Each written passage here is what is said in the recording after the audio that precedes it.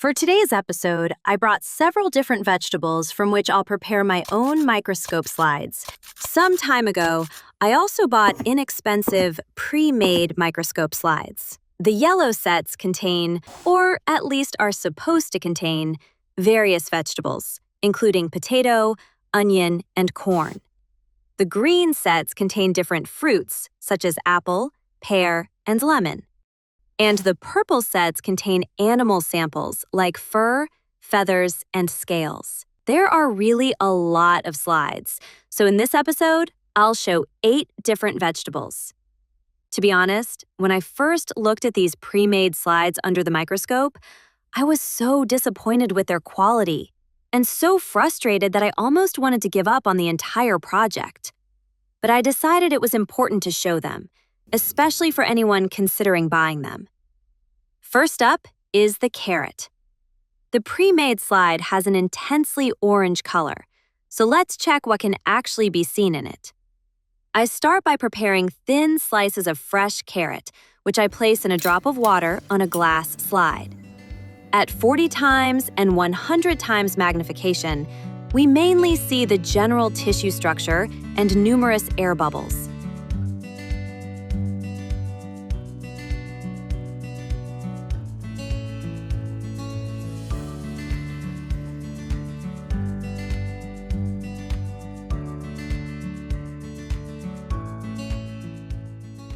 While only at 400 times magnification do the cell walls and the orange chromoplasts become clearly visible. These chromoplasts contain carotenoids responsible for the carrot's color. I also created a focus stacking image, which combines several photos taken at different focal planes, resulting in a much more detailed image.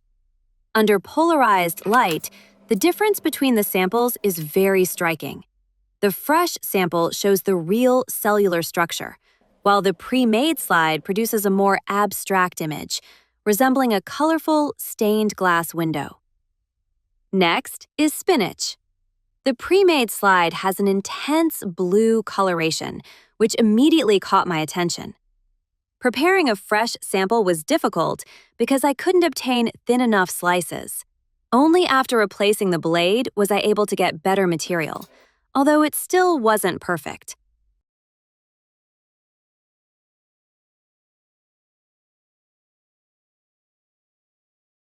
At the lowest magnification, the fresh spinach shows a large number of small green cells. In the ready-made slide, however, blue-stained fibers are visible. At 100 times magnification, the shape of spinach cells becomes clearer. They somewhat resemble puzzle pieces. Numerous stomata responsible for gas exchange can also be observed. At 400 times magnification, chloroplasts inside the cells become visible. The next image was created using focus stacking from 11 photographs. I also prepared a time-lapse video sped up 10 times, showing movement inside the cells. The movement may be quite weak, possibly because the spinach used had been previously stored in a refrigerator. Since the ready-made slide had a blue coloration, I also stained our samples with methylene blue. A drop of the dye was added to the material previously observed under the microscope. The cells indeed turned blue, but the layer was too thick to observe more details.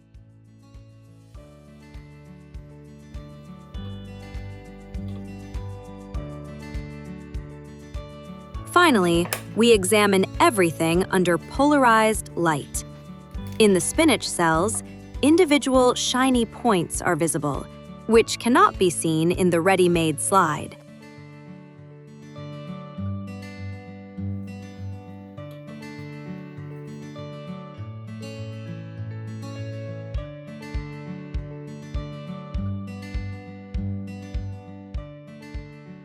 The next sample I prepared was potato. I made thin slices of the peel and also cut off part of the tuber itself to see what the inside of a potato looks like under the microscope. After adding a drop of water, I could begin the observations. At the lowest magnification, you can see large cells with clearly defined cell walls. At higher magnification, besides numerous air bubbles, you can also spot individual starch grains.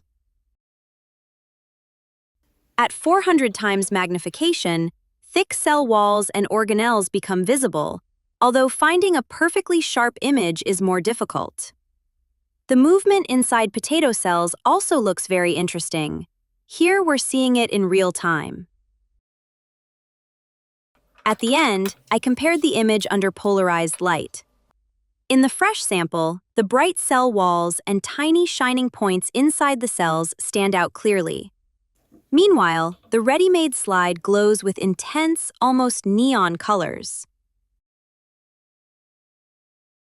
I also examined a fresh sample taken from the inside of the potato. As expected, we can see huge amounts of starch grains of different sizes filling the cells. At higher magnification, their shapes become clearer, and at 400 times magnification, larger grains even show growth rings.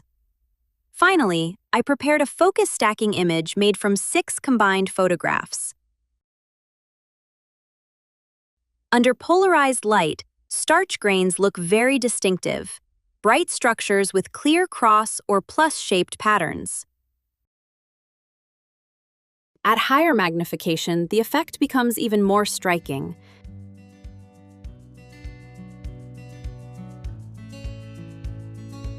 I couldn't show starch grains without using Lugol's iodine solution, which is commonly used to detect starch.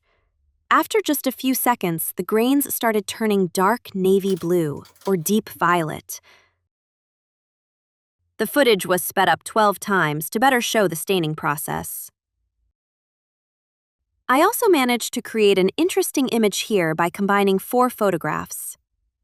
Next is celery. After trying to prepare several thin slices, which didn't entirely work out, and placing them in a drop of water, we could move on to observation.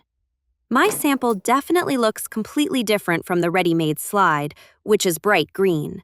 The cells in the fresh celery sample are elongated and have clearly visible cell walls. We can also spot cell nuclei. At higher magnification, even more details and the thickness of the cell walls become visible. This is especially clear in the focus stacking image I created from 9 photos. Looking closely at the cells, we can also observe movement. Under polarized light, the differences are also very obvious. In the fresh celery cells, we can see brighter cell walls and tiny yellow particles.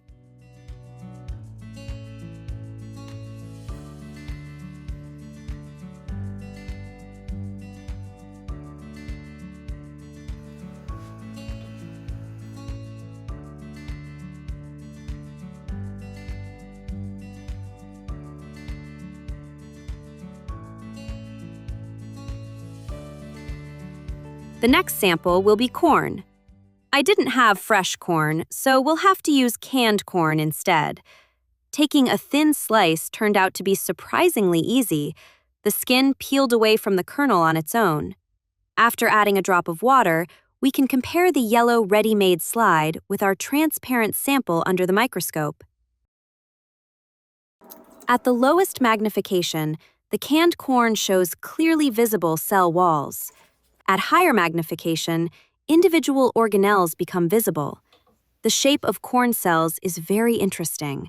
They look like zigzagging, interlocked puzzle pieces. Under polarized light, the difference between the samples is probably the most noticeable so far.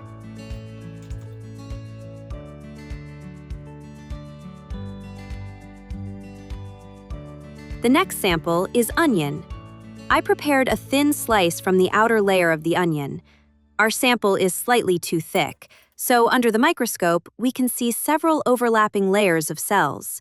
I honestly have no idea what the ready-made sample could be. It doesn't resemble anything I recognize. Maybe it looks a bit like a fish scale? If you have any ideas, let me know in the comments. In the fresh sample, the thick cell walls are very clearly visible.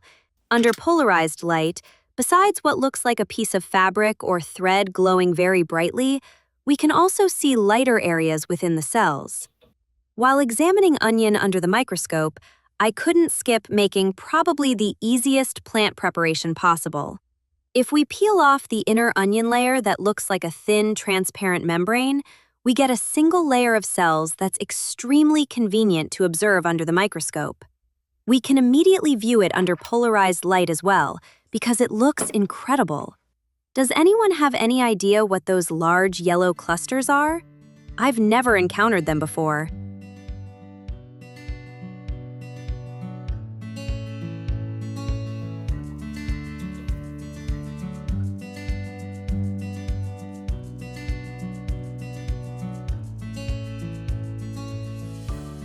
The image you're seeing now was created using focus stacking from 7 photographs.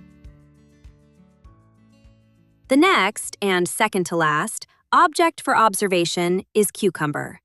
I prepared a thin slice of cucumber peel and added a drop of water. Under the microscope, the ready-made slide appears dyed, while the fresh sample has a delicate green color and clearly visible cell walls.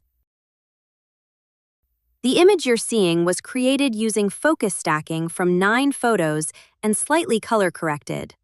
At 400 times magnification, the fresh sample clearly reveals a large number of chloroplasts, which, as we know, allow plants to perform photosynthesis and also give them their green color. Under polarized light, the difference between the samples once again becomes very obvious. Just like before, the fresh sample shows visible cell walls and tiny particles of debris present on the slide.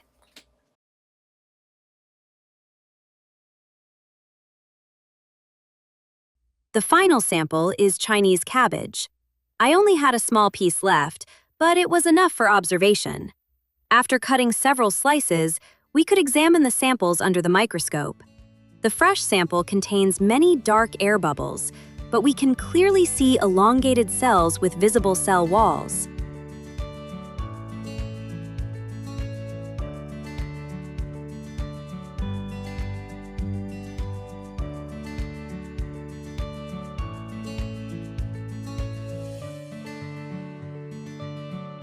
In the video, sped up 12 times, we can also observe movement inside the cells. The ready-made slide under polarized light surprised me once again. The colors are extremely vivid, but there are no visible plant cells at all. And finally, I wanted to show you something that immediately reminded me of those ready-made slides.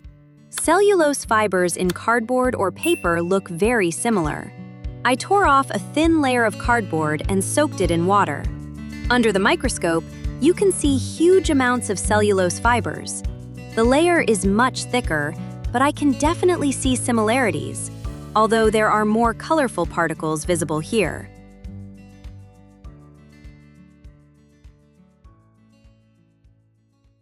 Under polarized light, the changes are easiest to see at the edges, where individual fibers stick out.